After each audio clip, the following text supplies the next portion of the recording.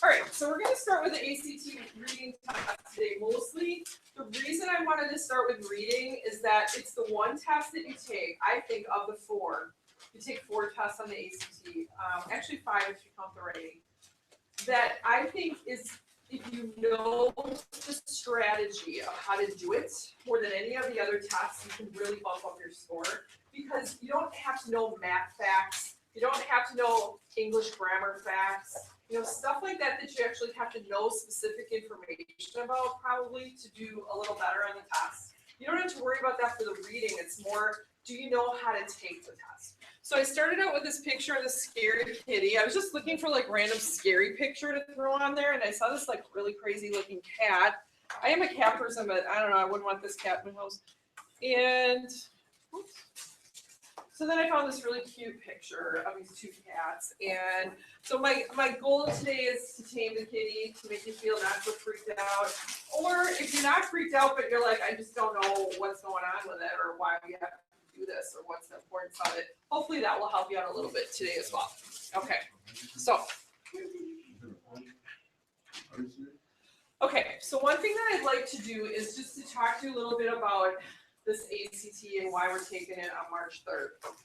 So the state of Wisconsin decided about 2 years ago, 3 years ago, that instead of you guys taking the WKCE, which you take as a sophomore, and you took last year, most of you, that they're changing it to have you take your test, your big test or whatever, your junior year, and then it would be the ACT, and it's the actual ACT. The thing about the ACT, this is huge, is that it actually counts. And you can use it for college, you can use it for tech school in place of the AccuPlacer. So next year, if you're trying to make a decision about what to do after high school, some of you might decide, I want to take the year off and I'm going to work. And then maybe later I want to go to tech school, or maybe later I want to go to a 4-year school, or maybe later I want to go to a 2-year school.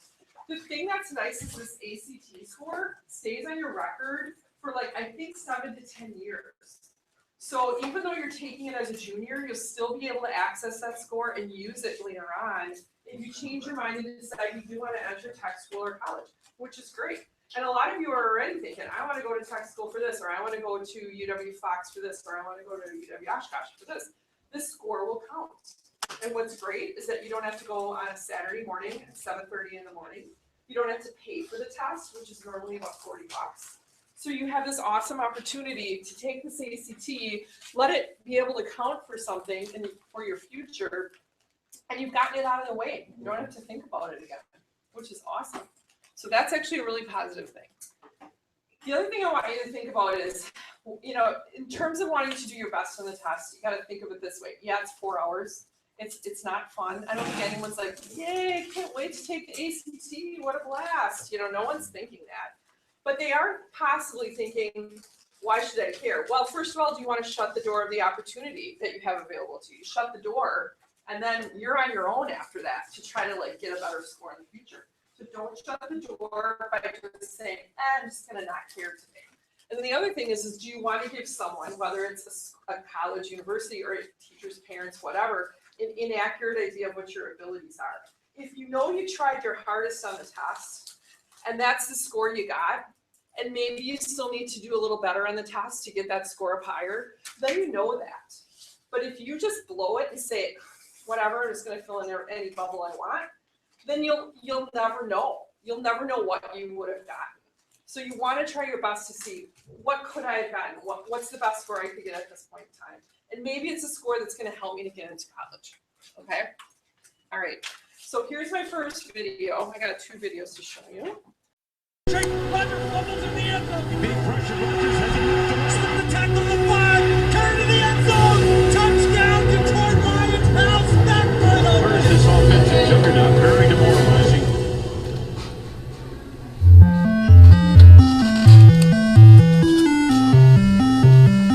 Five letters here. R-E-L-A-X. Relax. Rodgers bullets the end zone, leaping round, touchdown. Packers ready to go. Rodgers touchdown. Touchdown! What a drive that was. He has been red hot here. Wow. Maybe he was wise to tell everyone, relax. This is impressive. Aaron Rodgers was tremendous. Rodgers is made his miss. Packers took control of this one early. 6 touchdowns.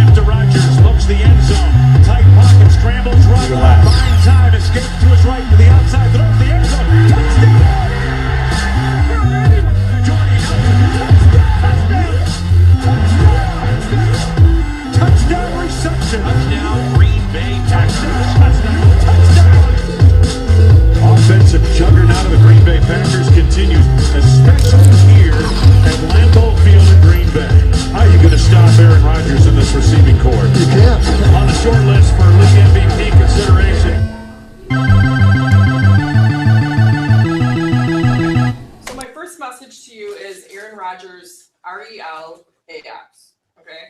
There's two things that are gonna sabotage you on a test.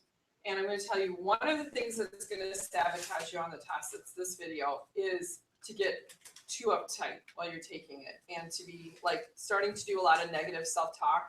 I can't do this. I'm too dumb. I don't get it. What the heck? You know, all of those kind of negative self-talk things. Those are the things that he's basically saying, I'm not going to do the negative self-talk. RELAX. I'm going to get it together. It's going to be okay.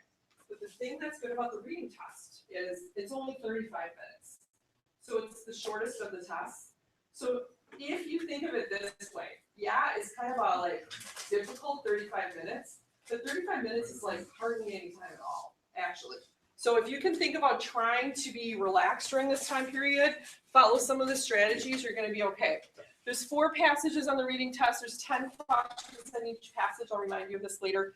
And you get 35 minutes. So you're going to get about 8.5 minutes per passage, between 8 and 9.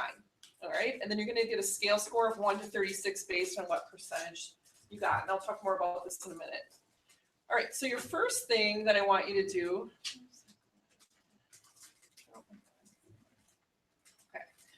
I want you in there, your first square, is I want you to look at these 4 choices and I want you to put a number down.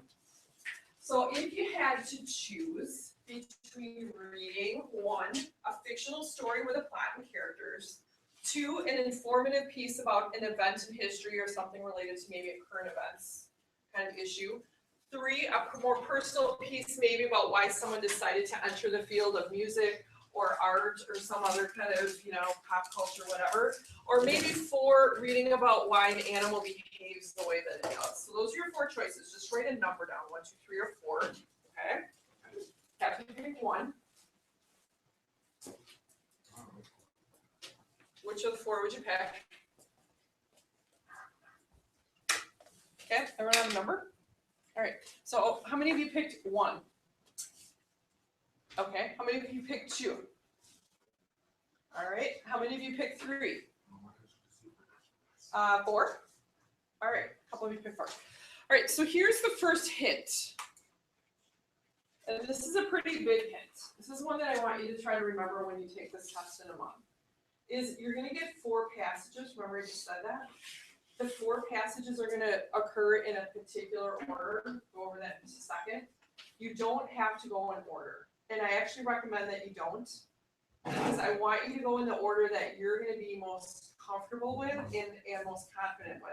So if you picked number 1, the short story, the prose fiction one, you should start with the first passage.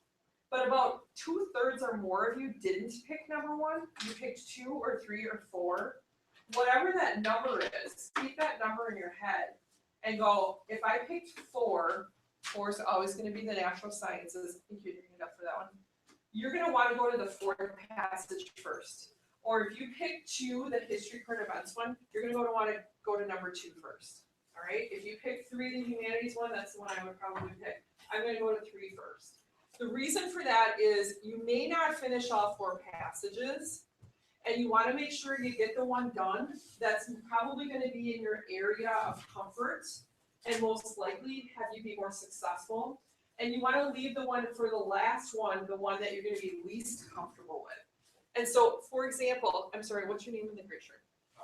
Okay, so Powell picked 4. If Powell goes in order and does 1, 2, 3, and 4, but 4 is science is a little bit of a stronger area for him, he would maybe get to that last passage, which maybe he would have, you know, kicked butt on, because he's better on science than he is on other stuff. And he might not have enough time to finish that one, and unfortunately then that is too bad, because he probably would have done better on the 4th passage. So go to the one where you feel most comfortable. That's my first strategy for you guys. Okay, so here's always the order. Prose fiction, 1. Social studies, 2. Humanities, 3. Science, 4. Okay, and they love the animal ones. I don't know why. They love that, like animal behavior. Okay, so let's talk about the ACT in terms of why the ACT can be challenging. And there are some enemies on the ACT.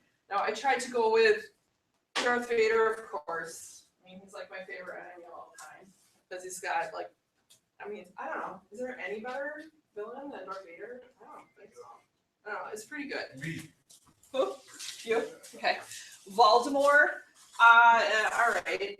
Maybe some people would say that. And then someone told me to put President Snow in there, but I've never watched any of these movies. And people were like, "Oh, he's really not that bad," or whatever. And now I've heard other people say, "Oh yeah, he's a really good. He could be a really good villain." So you can decide for yourself. So I put in President Snow. Someone said that he was a good villain. But really, there's two enemies on the ACT test. Two enemies for sure. One of the enemies on the ACT test is time, and you can't change the time. That's what stinks. You know, all of us wish we could have more time. Now, maybe not more time because we want to sit there longer, but more time so that you could maybe be a little more successful on the test. They're deliberately trying to make the time tough for you. They're doing that on purpose because they don't want a lot of people getting the highest scores possible. They want everyone to be sort of ending up sort of somewhere in the middle, which is a little unfair. And the other thing the other enemy is you. And unfortunately, you can't change time, but you can change you in terms of your attitude and strategies that you're going to use on the test. And that's what we want to focus on right now. Okay. So in the second square right now, we're going to do a little thing where eventually you're going to be sharing some of this stuff. Second square, I want you to think about the day before Thanksgiving. Not all of you did this, but a lot of you did this. You were here the day before Thanksgiving and we took the practice test on the third floor. Okay? So I want you to write down any words, school appropriate words, that come to mind when you were taking this test. Could be how you were feeling, your attitude about it. Maybe something you were thinking about while you're taking the test. It could be a phrase, it could be a word, it could be like this thought process going through your head. If you did not take the test before the day before Thanksgiving, okay, what's up? If you did not take it that day, most likely you've taken a standardized test before, but you've taken the KCE, or you've taken the SAT before, or you've taken or PSAT or whatever. Most people have taken one of these types of tests before. So generally, what are you thinking about when you're taking those tests? So write down a word or two. All I'm asking you to write down is write down a word or two. Okay? What is that? Where you with my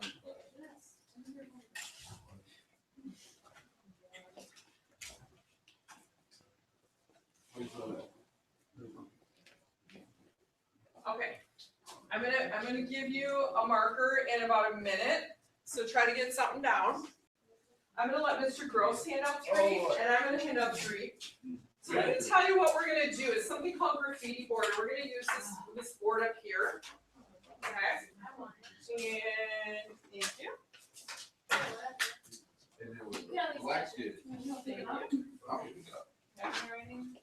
All right, so let me explain what you're gonna do, guys. If you have a marker, you're gonna go up to this board here and you're gonna write down your word about what you were thinking about while you were taking the test. Okay? Okay. What? So you're gonna write down your word or words about what you're thinking about when you're taking the test. You're gonna put it up on the board. All right, and when you're done, or words, you're gonna give your marker to someone who hasn't been up here yet. If someone has written something down and it's the same thing that you wrote down in your square, and you're like, okay, I had the same word, I'm gonna go up and underline that word. So maybe if someone writes progressive movement, which wouldn't make any sense for the ACT. But let's say someone writes progressive movement down. If someone writes progressive movement down and I'm like, yeah, I believe the same thing, that's the same thing that I would have thought of when I took the test, I would underline it. Okay, so you can underline someone else's is what I'm saying. All right, go up and write your thing down on the board.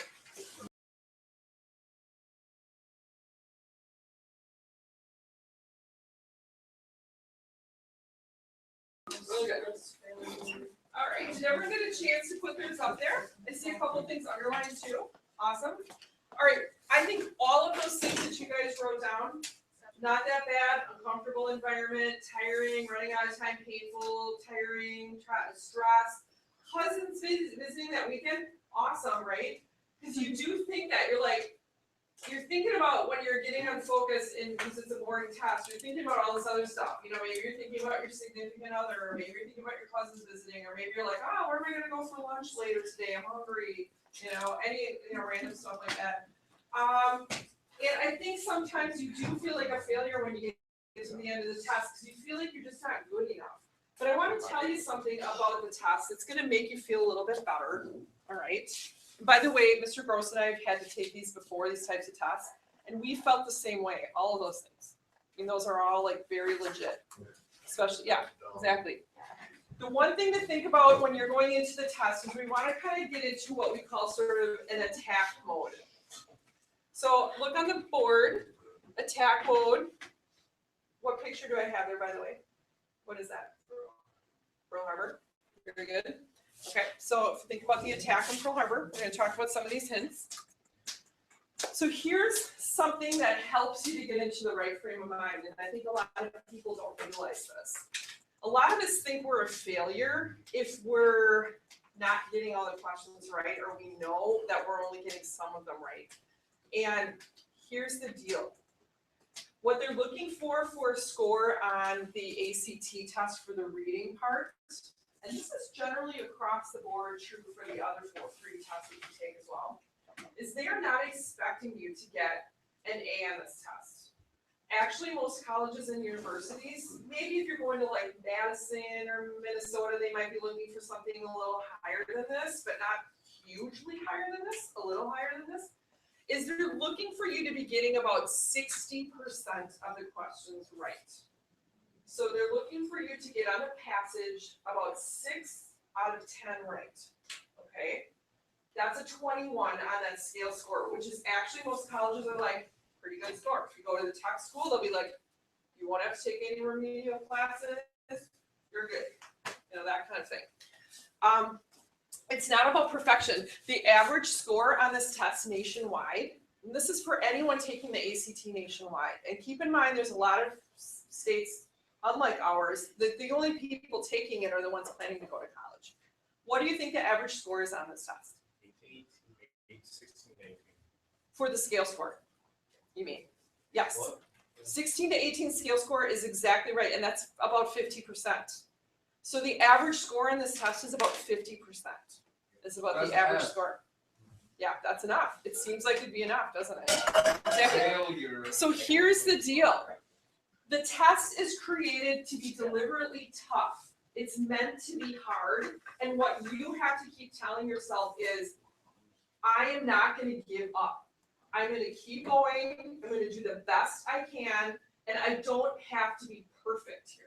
I just have to be able to get through it and get an okay score. Is really all you're looking for. Just an okay score, not about being perfect. And it's only 35 minutes. I can get through this in 35 minutes.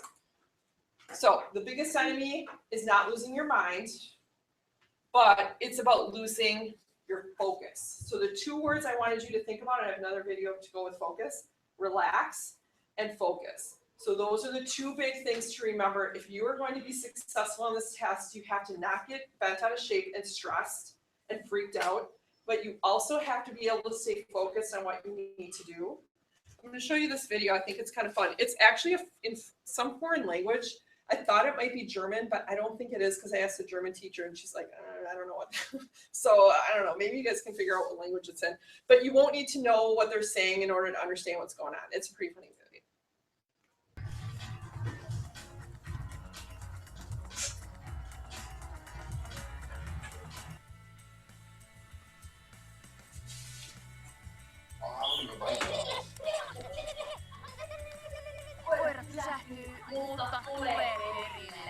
Okay, so what it is it's a race. They're timing these dogs, and on the side are all of these distractors.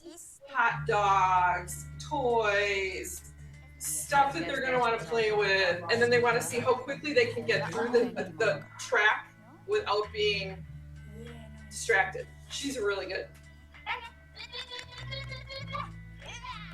Upeasti Esko menee koko houkutusten highwayn.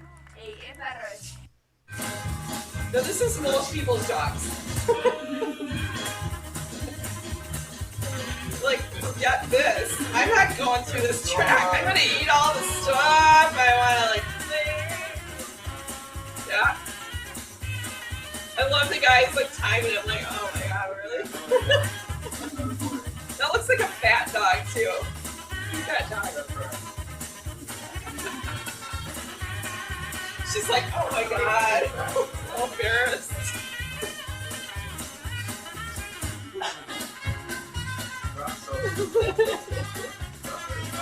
Yeah, no, he's not gonna leave the hot dog alone. Oh my god. Like Mr. Gross in second hour, this dog is gonna yak in like another half an hour. Oh yeah, oh he's so cute though. He's really, really cute. Yeah, that was like really fun for him. All right, so here's the deal. If you can think of like the German Shepherd of like, I gotta stay focused. And there's two ways that you're gonna be able to stay focused. I'm gonna get to that right now. The two best ways to stay focused, and this is true for really any test, but this is definitely true for the ACT test, which is long and tough, is that you need to be aware of your time, how much time do you have, and how much time you have on each passage. And then also, can you use your pencil as much as possible to help you to stay focused? I'm going to show you an example of that in just a minute, okay? So you're going to use your pencil, you're going to be aware of the time. Both of those things easily doable. Oops. Okay. So here's the first thing. So you figure out which passage you're going to, right? 1, 2, 3, or 4. You get to that passage, don't read it. Okay? Don't read the passage.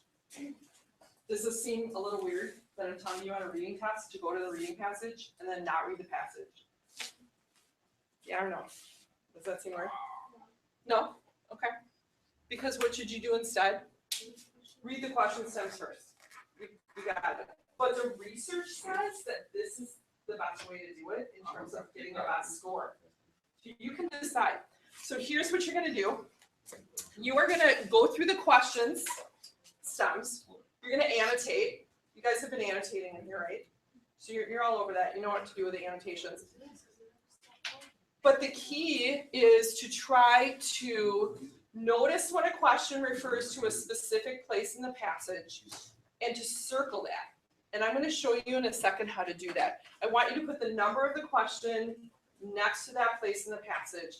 This whole process has to be done really fast. You're not reading the answers. There's going to be a question, 4 answers, question, 4 answers. I'm only looking at the questions and going really fast, just getting a brief idea of what the questions are.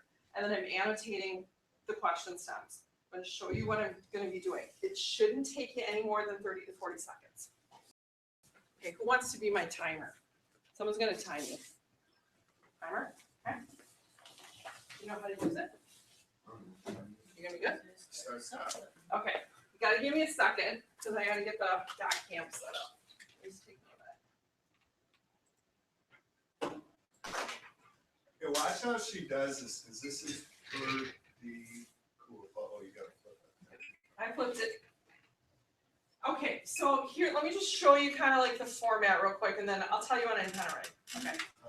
So this is what it's gonna look like. And you did this already the day before Thanksgiving, but you might have forgotten. On one side is your passage, and on the other side are your questions. And you're gonna go back and forth like this, okay? And you're gonna use your pencil in order to annotate the question stems. And then I want you to watch what I'm doing as I get to a question that tells me where to go in the passage and what I'm doing. So just watch my pencil as I'm doing this. I'm gonna do this as fast as I can. And I'm gonna see if I can get it within 30 to 40 seconds. So far I've been pretty good. So far I've been able to do it. So we'll see if I can still do it, okay? Okay, tell me when you're ready. Ready? Go.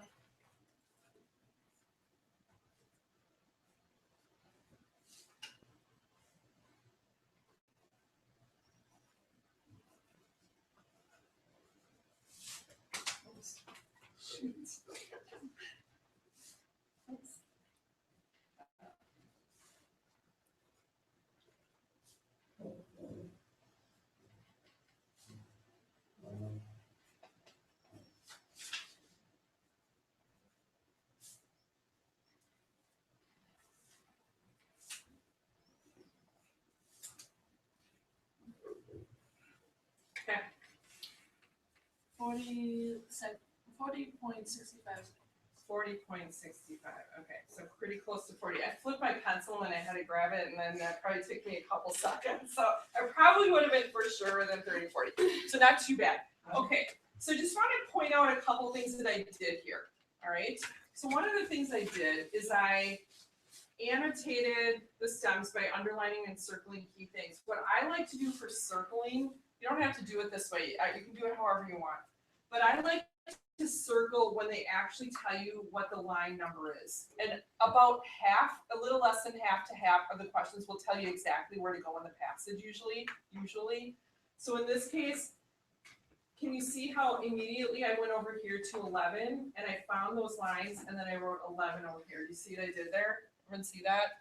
So that's what I want you to do. I want you to annotate the stems, and then I want you to go over to this side of the passage, and I want you to put the number that corresponds to that there.